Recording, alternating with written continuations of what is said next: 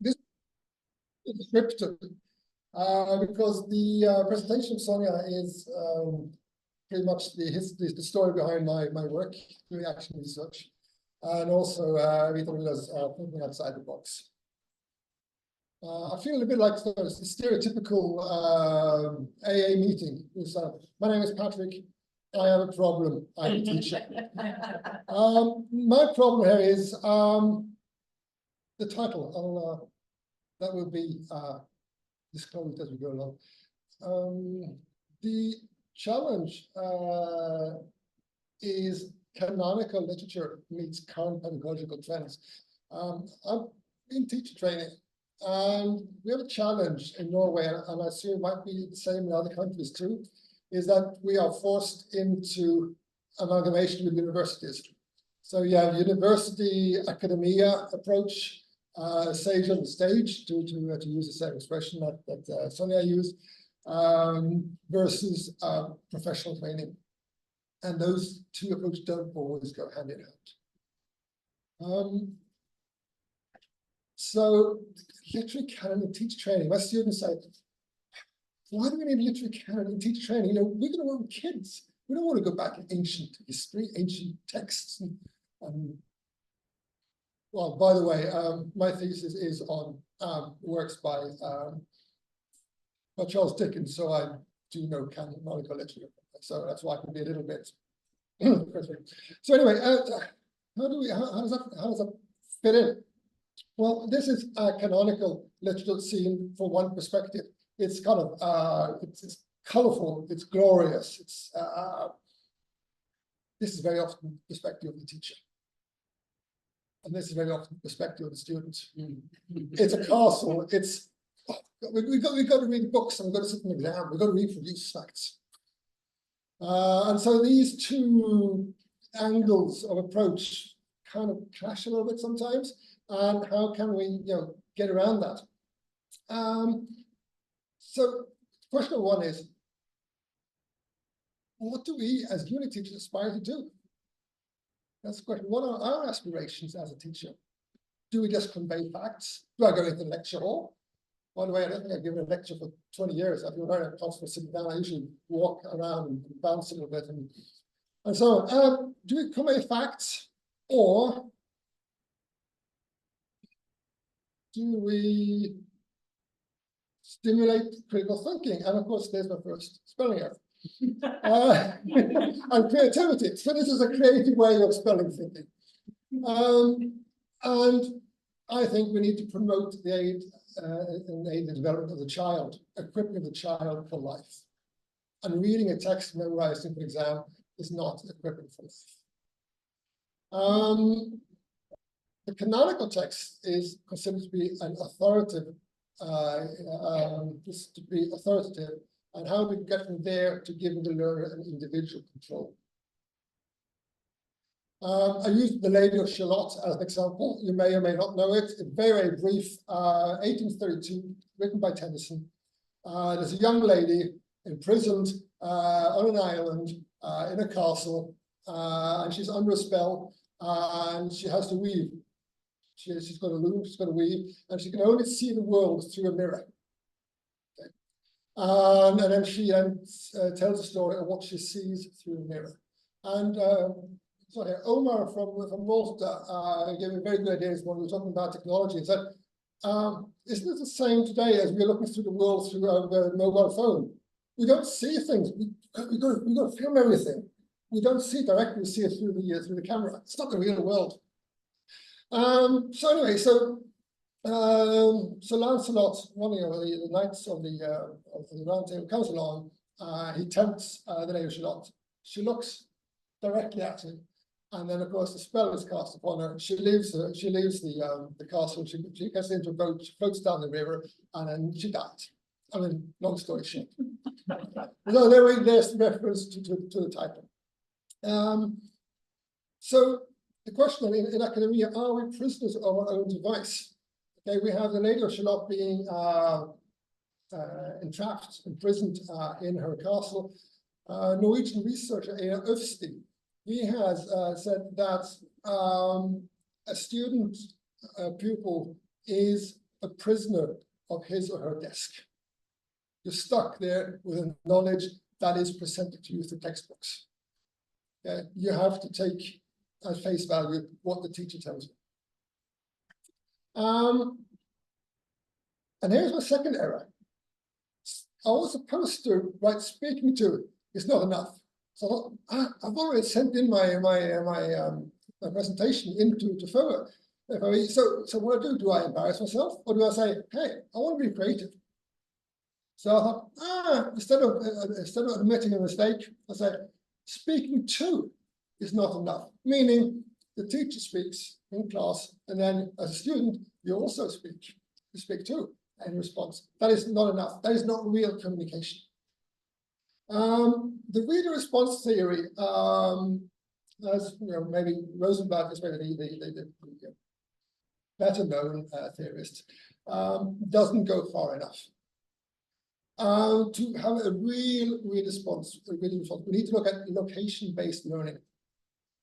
We need to look at breaking the fourth wall. We need to look at flow theory. Again, reference to the river flowing down, etc.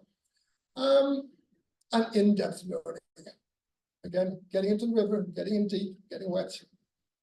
So these four approaches then, how can they be connected to canonical literature as represented by the Lady of Shalott? Well, location-based learning, very often we think of going to the fire station, going to the beach, going to the museum with the pupils, okay? So it's local location-based learning.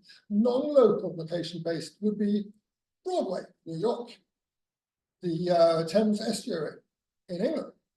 It could be a galaxy far, far away. And a non-local can also be present in the past. You don't have to be in the present, be in the past. We can even be at an island midstream in the another era, 19th century, okay? In the 1800s. That can be a location-based learning. So instead of reading about this island through the original poem of Tennyson, we can actually move there and have that as a starting point. Breaking the fourth wall is a theatre expression used where you communicate directly with the audience. Those of you familiar with Shakespeare's plays, the prologue is typically breaking the fourth wall where you address the audience directly. They even state the length of the play as well, the plot, everything is disclosed there. So we need to communicate. Tennyson needs to communicate with us, not just by us retelling what we are supposed to learn, but how it affects us. So speaking to is not sufficient. Why did I do this to myself? I have problems pronouncing Csikszentmihalyi's name with flow theory, where we can find in the classroom, find the flow zone where you can find, where you can avoid boredom on the one hand and anxiety of performing on the other. Where you can get into the flow zone where one idea will take the next and you can become engaged in what you're doing without the interruption of the professor who tells you how to interpret the text. Traditional analysis is passing on the established. It is acceptance. We've got to accept it. That's the way it is. That's the way it's always been analyzed. And it's reproduction for an exam. In-depth learning is seeing the connections between the entrapped lady in the tower and our own world. Are we not entrapped in academia? Are we not entrapped having to read the books on the reading list and having to perform for an exam? We need to form our own opinions. I don't care what some theorist or some professor of mine when I studied says this is the way you analyze, this is the way you understand the Lady of Shalott. It's irrelevant. It's how do I, for my opinion, how do I see this poem? Tennyson is dead. So is my old professor, but I'm here. And I need to create an understanding through making up my own opinion. I don't want to reproduce other people's understandings. I want to promote my understanding. And I'll go over to Bloom's taxonomy of learning here. Where do we want to be? Where do we place traditional literary analysis? The top, that, the bottom, basic, yes. Where do you want to be? We want to be at the creative at the top. And to create this understanding is to be able to not accept somebody else's, but we need to create our own understanding. And doing this it can be done in several ways. In the next session, after the session, if you're interested, I will be giving an example of how this is done in class. How did I pull this off in class? So we need to break an academic imprisonment. We need, like the native shot, we need to look at the real world in the eyes. We need to experience the real world. Don't take things at face value, what the professor tells you. Okay? I would give him or her some respect, of course, but I mean, don't make an opinion and go with the flow of real life outside the classroom walls. Think outside the box, literally speaking. You need to yeah, fine. Cool. So here's just from my class. Is working with Harry Potter and the chosen child. Let the students create their own world. Let the students share their opinions. What my opinions aren't that important. I'm not going to go out and teach for the next 40 years. My students will. We also need to go and experience places. We need to leave the classroom. We need to leave the textbook.